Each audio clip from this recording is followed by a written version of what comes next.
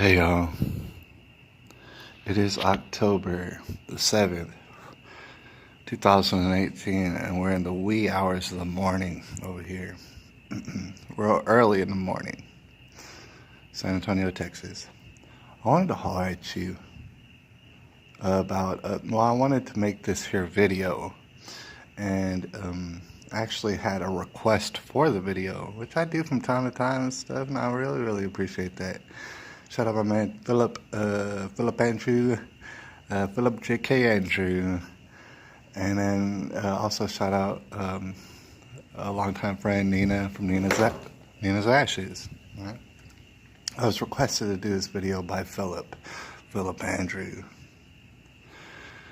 because I had left a comment on Nina's video. Like I said, from Nina's Ashes, I suggest go check it out and subscribe to it and find out about it. Especially if you're dealing with some sort of loss, which a lot of us are. I went ahead and I left a comment on her video because I had noticed on her video she was talking about loss, that she's experienced and what she's feeling in the aftermath. She's talking about, the fact that she prays a lot, or, she prays enough. She prays because, some people out there, they don't pray. So she was letting it be known that she's praying a lot over it, and things of this nature. And to which inspired me to leave a comment. My comment said, something about a silent prayer,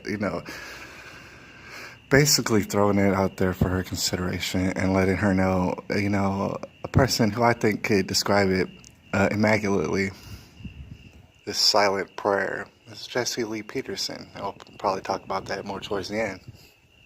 All right, but I suggested a silent prayer, and the reason I did that is because I have reason to believe that most people, the great majority of people, not everybody, but most people who do believe in God or some sort of God, they'll pray to them. All right. It's not uncommon. It's typically what happens. They'll pray to them, and what that looks like and sounds like is them speaking in their head, usually not out loud, but it'll be them thinking, speaking words, typically in the direction of God. All right, and then there's a lot of people. Some people will hear God talking back, and that's not a good thing. Most people will not hear God talking back, and they might become worried or concerned about it. All right, and so subsequently, some people, they wind up asking God for signs because they realize God's not going to talk back. All right, so they ask God for signs and stuff of this nature, to prove this and that. They'll be saying, irrevocably, they'll be saying words to God in the direction of God, if they do choose to believe in a God. The silent prayer in which I brought up, I brought it up because, it's helped me, and also it just makes a lot more practical sense. Silent prayer. Like I said, Jesse Lee Peterson could describe it a little bit better for you. I'm going to talk about that more towards the end, but basically it's a prayer with no words. All right, you don't say words, you don't expect words back, and a lot of people, most people just ain't familiar with what the heck I'm talking about. It's no words. I want to describe, because what we're talking about here is loss. Sometimes it's painful. Sometimes you miss somebody and you can't get them back. You wonder where they're at. Right? Sometimes that does happen, and it's very painful. And it's during times like these, typically, is when people will pray to God, or at times when they're in desperate need. They'll pray to God and they'll use words. They'll ask God for signs, or they'll ask God to talk to them and stuff like this, and they become very disappointed. It's not good, but it's because they're feeling a pain of loss, of missing somebody, something, usually, right? I thought it was necessary that I bring up that to me, on a personal note, it reminds me of babies. Babies cry a lot. Babies feel a lot of pain. And we're not exactly capable of asking them why. Right? People just assume, oh man, they're in a lot of baby pain or something like this. They're hungry, this and that. They can't verbalize themselves. They get very frustrated. I tend to believe that they miss something as well. That's what I said in my comment. I think that babies are missing something as well. You might ask, well, what are they missing? Something before that they were born, probably, would be my guess. But you don't have to believe me when I say that. All right, I'm just saying you can imagine them feeling sort of lost from being away from God, from now being away from God, that they might start crying a lot. Eventually, as a baby, you get over it because the world kind of tends to try to convince you that you're not distanced from God. In fact, God doesn't exist. A lot of people will tell you. And so you start to wonder if in fact, God ever did exist. With people on earth, when you miss them, you hardly ever question whether or not they existed. They absolutely did. You saw them. You know what I'm saying? You felt them and everything else. With God, they kind of throw in the possibility of doubt, the benefit of the doubt, if you will. They kind of throw that in there. So as a person, you tend to forget the pain that you felt as a baby. Things of this nature. When I say silent prayer, when I bring up the silent prayer, it's because typically, in typical fashion, when people pray to God, asking for signs, this and that, asking for this and that, it's going to turn out to be disappointing. All right? Very disappointing. But before, we mentioned that, you have to understand, if there is a God, and the God does exist, and He created you, and He created everything else, He created everything before you. He existed before words. All right? So just imagine that. He existed long before words, the words that you and I speak even existed. All right? But I want to think about the disappointing nature of it. All right? I want you to imagine a situation, if you will. You're walking up to a buffet, like a breakfast buffet, and it's just like stacked, dude. Like, there's one guy, and he made it for you. The whole buffet. He made all the foods and stuff. He kept it warmed right there for you for your presentation. And then you came up to this guy. Just a whole spread of different foods, like almost as far as I could see, just all sort of foods. And then you ask him for something like a falafel or something he does not have. Right? Or he doesn't have it to give to you. He gave you everything else. All right? He gave you so much and it's for free, and all you had to do is eat it. But meanwhile, you're asking him for the one thing that he did not give you. This is a way that prayer becomes very, very disappointing, because when people are in desperate need, they tend to forget that God has given us so much already on an everyday basis. They tend to not understand the buffet in front of them as far as the eye can see. And what they do is they go ahead and they ask for that falafel. And there's no need, all right? You need to sit down, basically shut up and eat the buffet, all right? That's what basically happens in many of the prayers that people have when they're asking for certain things. They're asking for what God is not trying to give them. And then the people, they become very disappointed, perhaps very frustrated with God, which is extremely absurd. They do. They become upset with God and this and that. They become very disappointed. That's the nature of prayers when you have words in them. 99% of the time. It's not going to work out for you. All right. Silent prayer. And I'll give you some examples. It's much more harder to be disappointed from a silent prayer. Right? Because you didn't ask for nothing. God didn't ask you for nothing. It just was. All right. I want you to imagine. You've seen people pray, or maybe you've prayed before. I want you to imagine, instead of saying words, which are what you've become used to and accustomed to here on earth, instead of saying words, don't say words. Say nothing. Just be. Have you ever been in the presence of a person, maybe a loved one, and y'all were there together, and neither one of y'all were saying words? You were just there. And meanwhile, both of y'all had a pretty good understanding, right? Right? It didn't take any words for y'all to have an understanding, for y'all to have a relationship, for y'all to be together there in that moment. And that's what I'm here trying to tell you is you can be there with God. In a sense, if you, in the same way that people were praying and talking, you're in that moment, you're with it. You could do that without talking, right? Just shutting off the talking, shutting off the words. Go ahead and do that. Thing is, the reason I'm suggesting that is because, in a personal note, I find that is way more fulfilling, like unendingly more fulfilling than having prayers where I say words to God. Because what am I going to say to God? Let's think about this. Let's think about this. What could I possibly say to God that's going to impress God? That's going to be new to God? That's going to be something He never heard of?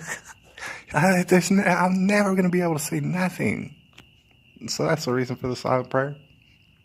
You find you come back. You come back, you don't even have to say words. All right. And before I get out of here, I also want to explore the idea of, not thinking. Because if you hear the silent prayer being described, say by Jesse Lee Peterson, there's a whole lot of not thinking going on. Right? And there's a lot of people out there who do not know what it means when I say this, not thinking, because they lived their whole life. They've lived for many, many years constantly thinking, just constant, does not stop. And it's wild. And the thing is, my mind's erased, and I've done that whole thing. There's been times when I thought a whole lot. In fact, I've been described as thinking too much, right? But I do want to mention that silent prayer, I think the better you get at it, the more you get at it, the more you'll be able to harness your brain to not think at certain times. And you'll find that becomes a recharge, that's a recharge zone for you, just to not think. And some people, they can't even imagine that right now. They can't even imagine it. But, before we get out of here, I thought I would give you an example or two of just not thinking. There's this movie, and I know you've never seen it, but if you get a chance to see it or download it, I would suggest you do. It's called I Heart Huckabees. All right, and the heart is spelled with a heart. I Heart Huckabees, and it's a movie. It's got Marky Mark in it. It's got Jason Schwartzman or whatever. It's got Dustin Hoffman and a whole bunch of other people. It's a very good movie. It's one of the funniest movies I've ever seen in my life. But if you're trying to imagine not thinking, just being, not thinking these words, not saying words, not praying words. If you're trying to imagine not thinking, it's a good movie to check out, especially this part right here. I'm going to show you. Did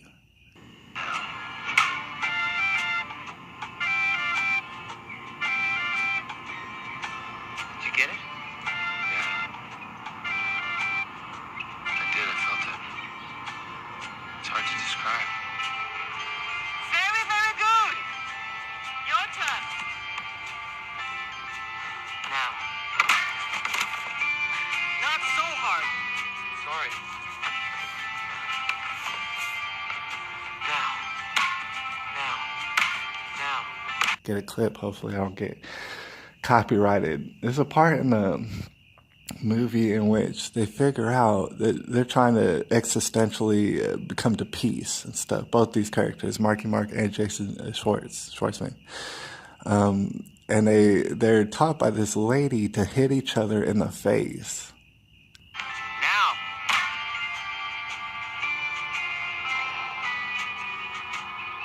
Did you get it? Yeah, you stopped thinking.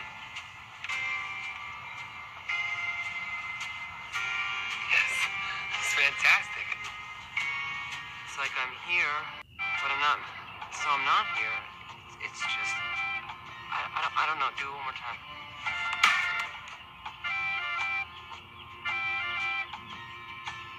It's like I'm a rock or a dish of mold. I'm whatever else is around. and just follow me here, hit each other in the face with a big old bouncy ball. You know, like from back when you were a kid. And so they're hitting each other in the face, and they're realizing that there's a specific moment. I want you to think about this and dwell upon this, because I think you know what I'm talking about. There's a specific moment in getting bopped in the face, specifically in the nose area. There's a specific moment in which your brain goes blank, and there's nothing you could do about it. So I'm free to just exist. If you ever been bopped in the nose, all right, and I'm not talking about slammed in the nose, because that's something else. And I'm not talking about being tickled in the nose, because that's something else. If you ever been bopped in the nose, for example, like on this movie with a big old bouncy ball, you're going to notice that being bopped in the nose is going to take all of your attention. Right? You're going to focus all your attention for that moment. You're going to focus all your attention, there's nothing you can do about it, on what just bopped you in the nose. And you might not even know what bopped you in the nose. Most times people don't know what bopped them in the nose. All right, you're trying to figure it out, but 100% of your attention is on what bopped you in the nose. And at the same time, like I said, most of the time you don't know what bopped you in the nose. So all your attention is focused on something that you don't even know what it is. And you can't help it. If you ever been bopped in the nose, it's kind of, in a sense, it's the same thing as your mind going blank. You're completely thinking about something that you know nothing about. All right. In that sense, you can make your mind go blank. You know, it's interesting. Before I even got a chance to make this video, I was listening to this one guy. I think his channel might be The Stone Philosopher, and he's just sitting there smoking and talking about how he could always go to sleep very easily. We're about to get out of here, but he was talking about how he was always very capable of going to sleep. Me too. You know, and I really, really appreciate my blessings in that way, because I know a lot of people can't sleep very well. I've always been able to sleep very well for the most part. There's been nights when I've been sleepless, but it's not many. All right. And he described the whole thing where he could shut off his mind. You know, the kind of, in a sense, what I was describing right there, and what can be implemented in the silent prayer, shutting off of the mind. And he gave an example. It's kind of different. I wanted to talk about it before we got out of here. He gave an example as a kid, he remembered, it might be a trick that people could use, or a little method. He remembered going to sleep. There's certain nights when, as a kid, your mind will be racing. You'll be thinking too much to go to sleep. And so what he would do is he would think about things that are not in reality. Right? Very simple things. Like, for example, his bedroom fan, it makes that sound. He would basically maybe close his eyes and envision the fan becoming a helicopter. And he would envision the helicopter. All right? It's like some fantastical helicopter. And apparently he would envision a silhouette of Elvis dancing in the doorway. I don't know why. It's just a personal thing. That's what he would think about. And he would find that before long he would be able to fall asleep. This has nothing to do with the silent prayer, but for those people who do have sleep problems, he would find before long he would fall asleep because he was very much thinking about something that wasn't even in reality, that wasn't even like something that he should be very concerned about. Lots of people stay awake at night thinking about things that they're very concerned about, and this and that are very serious to them. And so it clouds their mind. It becomes to overwhelm their mind. I'm just suggesting that there's probably different kind of ways in which you could shut that off. Stop thinking so much. It's too many words. You don't need words for God. You could just, dwell upon Him. Anyways, I'll holler at you. It's October the 7th. 2018. I appreciate y'all. Man, you know what? I forgot to tell y'all, that documentary I was talking about, maybe 10 minutes long and stuff, man, no, forget that. Forget that, you guys. We're gonna go viral. I'm gonna make a documentary about a feature-length film. It's gonna be like an hour and a half long. It's gonna blow your damn mind, and it's gonna be free to everybody. And guess what? We win. We win at the end of this game. So I'll holler at y'all. It's October the 7th, 2018.